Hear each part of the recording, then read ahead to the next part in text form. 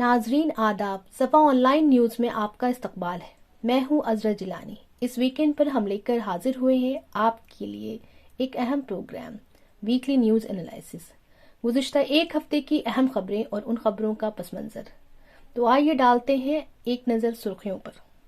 धर्म सांसद में मुसलमानों के खिलाफ इश्ताल अंगेजी, हुकूमत खामोश। अयोध्या में ज़मीन की खरीद और फरोख्त पर बड़े पैमाने पर बेज़ाब्तगी का इंकशाफ। क्या है असल मामला?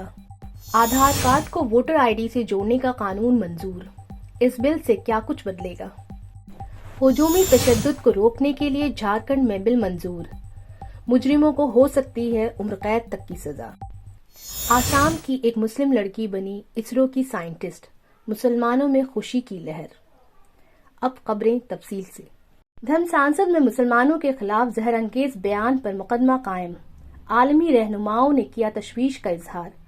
उत्तराखंड के हरिद्वार और दिल्ली में शिद्दत पसंद हिंदू तंजीमों की जानिब से मुसलमानों के खिलाफ इश्ताल अंगेज बयान से हिंदुस्तान की कौमी यकजहती व खैसगाली को जबरदस्त धक्का पहुंचा है।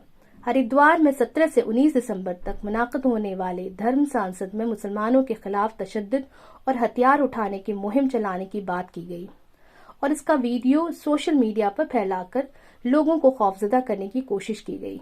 मेन स्ट्रीम मीडिया ने इस खबर को तरजीही बुनियाद पर नशर किया है। सोशल मीडिया और प्रिंट व इलेक्ट्रॉनिक मीडिया के जरिए इस मामले को उठाने के 5 रोज बाद उत्तराखंड पुलिस की नींद खुली।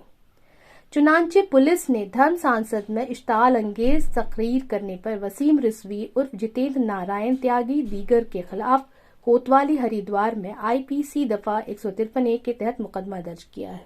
इससे कबल AIMIM के सरबराह व मेंबर पार्लियामेंट असदुद्दीन ओवैसी ने पार्टी के उत्तराखंड के रियासती सदर को हुक्म दिया था कि वो धर्म सांसद में तमाम मुकदरीन के खिलाफ मुकदमा दर्ज कराएं।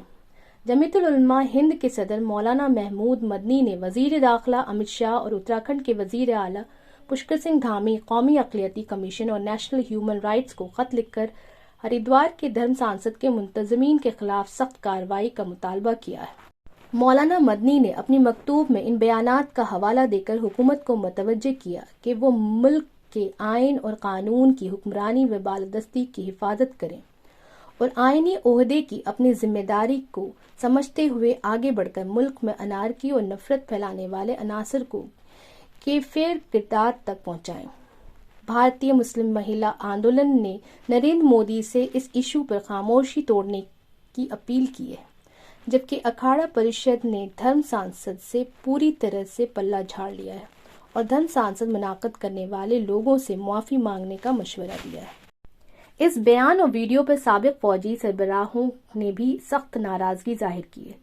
साबिक बहरिया के सरबराह एडमिरल अरुण प्रकाश ने ट्वीट करके लिखा है कि ये हम फरका परस्ती खून खराबा करना चाहते हैं। अरुण प्रकाश के इस ट्वीट पर आंजानी अटल बिहारी वाजपेयी की हुकूमत में 1999 में कारगिल जंग के दौरान फौजी सरबराह वेद प्रकाश मलिक ने भी इस पर हिमायत की है। वाज़ेह रहे कि यति नरसिम्हानंद के लिए ये पहली मर्तबा नहीं है जब उन्होंने मुसलमानों के खिलाफ जहर अफशानी की हो।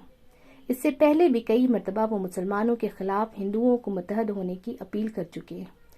काबिल जिक्र है कि धर्म सांसद और दिल्ली में मुसलमानों के खिलाफ जहर अफशानी की खबर आलमी मीडिया ने भी तरजीही बुनियाद पर शाये किया है।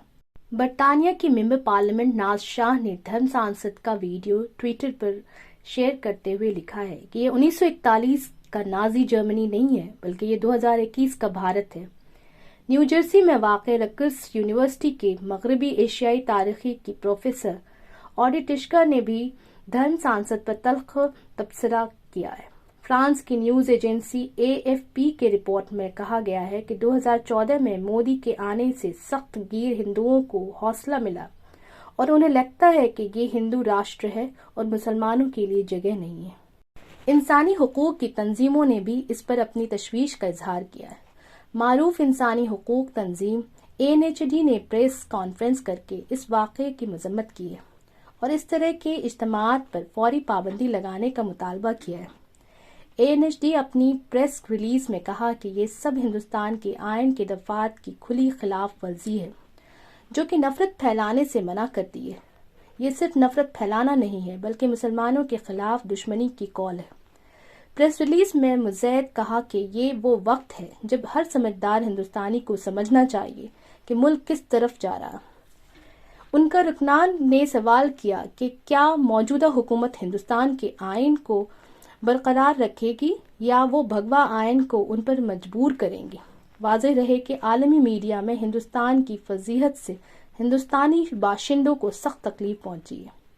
حکومت کو اس بارے میں سوچنا چاہیے۔ رام نگری کے نام سے مشہور اجودھیا میں رام مندر کی تعمیر زور شور سے جاری ہے۔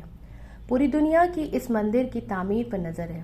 ہزاروں لوگ روزانہ مندر میں درشن کے لیے جا رہے ہیں، لیکن وہاں سے ایک بڑی خبر یہ آ رہی ہے کہ سپریم کورٹ کے ذریعہ 9 نومبر 2019 کو فیصلہ آنے سے پہلے اور فیصلہ آنے کے بعد اجودھیا کے میئر، بھاجپا ممبران، اسمبلی کے رشتہ دار کے ساتھ ساتھ انتظامیہ کے افسران کے رشتہ داروں نے اونے پونے داموں میں زمینیں خریدنی شروع کر دی۔ یہ معاملہ 2021 میں ہی زور شور سے اٹھایا گیا تھا، بلکہ عام آدمی پارٹی کے راجیہ سبھا ممبر سنجے سنگھ نے ثبوت کے ساتھ حکومت کو کٹہرے میں لیا تھا، لیکن حکومت نے اسے سرے سے خارج کر دیا تھا۔ اب جبکہ انڈین ایکسپریس 22-23 دسمبر کے شمارہ نے اس معاملے کا پردہ فاش کر کے برسر اقتدار پارٹی کو ننگا کر دیا ہے۔ اخبار میں بتایا گیا ہے کہ اجودھیا کے اس وقت کے ضلع مجسٹریٹ انوج جھا کے والد کے نام بدری جھا سے مندر سے 1 کلومیٹر دور زمین خریدی گئی۔ زمین گھوٹالہ کا انکشاف ہونے پر اپوزیشن پارٹیوں کی جانب سے زور شور سے اٹھایا گیا۔ کانگریس کی جنرل سیکریٹری اور یو پی کی انچارج پرینکا گاندھی نے پورے معاملے کی جانچ سپریم کورٹ کی نگرانی میں کرانے کا مطالبہ کیا ہے۔ ان کا کہنا ہے یہ عقیدت کا معاملہ ہے، اس کے ساتھ کھلواڑ نہیں کیا جا سکتا۔ انہوں نے کہا کہ اس معاملے کی ذمہ داری صرف وزیر اعلیٰ یوگی آدتیہ ناتھ کی نہیں بلکہ وزیر اعظم نریندر مودی کی بھی ہے۔ ویسے اس معاملے میں وزیر اعلیٰ یوگی آدتیہ ناتھ نے ایکشن لیتے ہوئے خصوصی سیکریٹری رادھے شیام گپتا سے 5 روز کے اندر جانچ کر کے رپورٹ دینے کی ہدایت دی ہے۔ منگل کو راجیہ سبھا میں انتخابی قانون ترمیمی بل 2021 منظور کر لیا گیا۔ اس بل میں سب سے بڑی تبدیلی یہ تھی کہ آدھار کو ووٹر آئی ڈی کے ساتھ جوڑ دیا جائے۔ اپوزیشن کی شدید مخالفت کے باوجود اس ترمیمی بل کو پارلیمنٹ کے دونوں ایوانوں سے پاس کر دیا گیا ہے۔ پیر کو اس بل کو وزیر قانون کرن رجیجو نے لوک سبھا میں پیش کیا۔ صرف 20 منٹ میں اس بل کو صوتی ووٹ سے منظور کر لیا گیا۔ یہ بل دوپہر 2:47 پر پیش کیا گیا اور 3:10 پر منظور کیا گیا۔ اپوزیشن کا مطالبہ تھا کہ اس بل کو پارلیمنٹ کی اسٹینڈنگ کمیٹی کے پاس بھیجا جائے جہاں اس کی جانچ کی جائے کہ اس طرح آدھار کو ووٹر آئی ڈی سے جوڑنا سپریم کورٹ کے فیصلے کے مطابق پرائیویسی کے خلاف ورزی تو نہیں ہے۔ لیکن ان تمام آوازوں کے باوجود احتجاج میں یہ بل اب دونوں ایوانوں میں پاس ہو چکا ہے اور صدر کے دستخط سے ترمیم شدہ قانون بن جائے گا۔ اس بل کے منظور ہونے کے بعد بڑا سوال یہ اٹھ رہا ہے کہ آدھار کو ووٹر آئی ڈی سے جوڑنے کا کیا اثر پڑے گا۔ یہ بھی کہا جا رہا ہے کہ یہ رازداری کے خلاف ہے۔ سوشل میڈیا پلیٹ فارم دی وائر کی ایک رپورٹ کے مطابق 500 سے زائد افراد اور 23 تنظیموں نے اس کی مخالفت کی ہے اور اسے بے حد خطرناک قرار دیا ہے، جبکہ حکومت کا موصوف یہ ہے کہ اس عمل کے ذریعہ فرضی ووٹروں کو روکا جا سکے گا۔ ANI کے مطابق کانگریس ایم پی ششی تھرور نے ٹویٹ کیا ہے کہ آدھار کا مقصد صرف رہائش کا ثبوت ہے، شہریت کا نہیں۔ ترنمول کانگریس کے رکن پارلیمنٹ نے مودی حکومت پر بل کے ذریعہ الیکشن کمیشن میں مداخلت کا الزام لگایا ہے۔ مجلس اتحاد مسلمین کی رکن پارلیمنٹ بیرسٹر اسد الدین اویسی نے کہا کہ یہ بل جمہوریت اور شہریوں کے حقوق کو کمزور کر دے گا۔ واضح رہے کہ آدھار کو ووٹر آئی ڈی سے جوڑنے کی کوشش اس سے پہلے بھی ہو چکی ہے۔ جھارکھنڈ اسمبلی نے منگل کو prevention of mob violence and mob lynching bill 2021 منظور کر لیا۔ اس بل کا مقصد ریاست میں افراد کے آئینی حقوق کا تحفظ اور ہجومی تشدد کو روکنا ہے۔ گورنر کی منظوری کے بعد یہ قانون بن جائے گا۔ واضح رہے کہ ہجومی تشدد اور موب لنچنگ کو روکنے کے لیے قانون بنانے والی یہ چوتھی ریاست ہے۔ اس سے قبل مغربی بنگال، راجستھان اور منی پور میں اس طرح کا قانون بن چکا ہے۔ جھارکھنڈ کے مسلم ممبران اسمبلی نے بتایا کہ یہ قانون تمام لوگوں کے لیے ہوگا، مستقبل میں اس قسم کے واقعات پیش نہ آئیں اور جرائم کرنے والوں میں ایک خوف طاری ہو، یہی اس بل کا مقصد ہے۔ جمعیت العلماء ہند کے قومی صدر مولانا سید محمود مدنی نے اس بل کا استقبال کیا ہے۔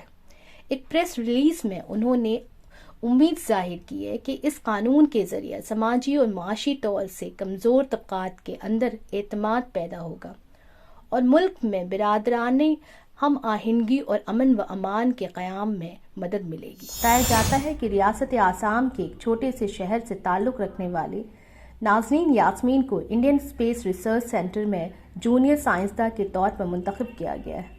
گوہاٹی یونیورسٹی کے تحت آنے والے NITS مرزا کالج سے الیکٹرانکس میں BTech کرنے والی نازنین نے بتایا کہ وہ خلاباز کلپنا چاولہ کی کہانی سے متاثر ہیں۔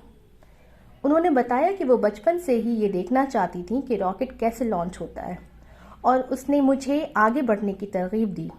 یاسمین نے 2019 میں اسرو میں سلیکشن کے لیے تحریری امتحان میں شرکت کی اور انہیں 11 اگست 2021 کو شیلانگ کے north east space application centre میں انٹرویو کے لیے بلایا گیا۔